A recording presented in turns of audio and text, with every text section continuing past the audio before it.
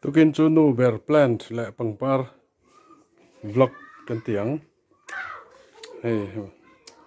moi lo ania moi lo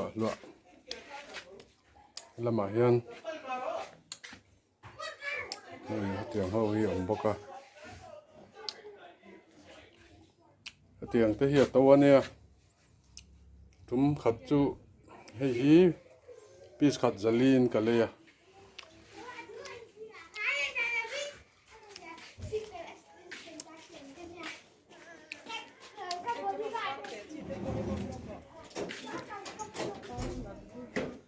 moi tak em poriai mai khoi chinong aba siam be chun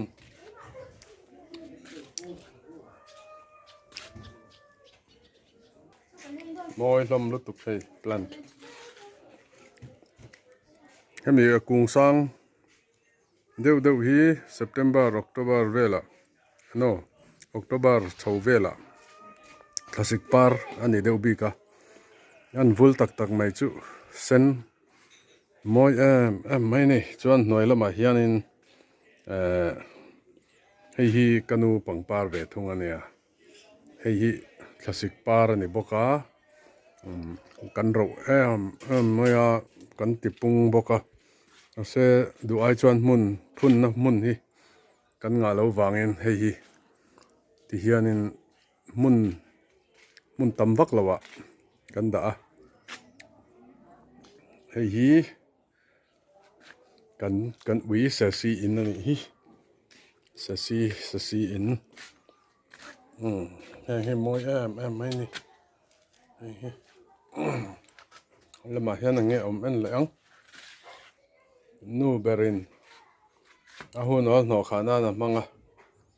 tiang ho hi hei so na moi mai ni moi lu tuk te la hian nge moi tak heng pe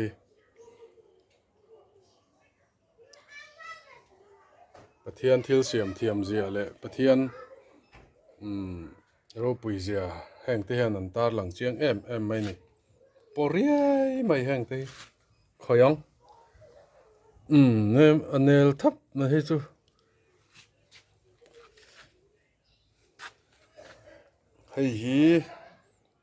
hei hianin Kolkata to Shillong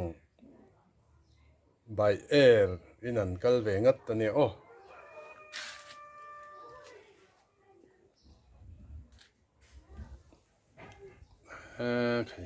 va moi ra ve riang le na maro chu en tu te tan ilulutuk moi lutuk ai moi lutuk ni chu pali an par ani hi va khoi thlak ve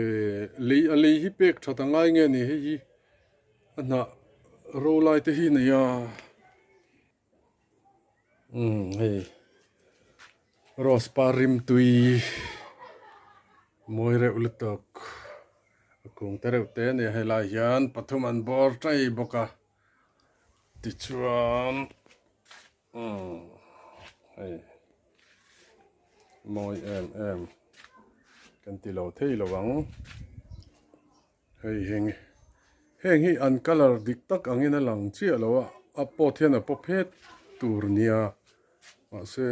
color dik chia lo len ngei lo nga ni hei hi grass ava moi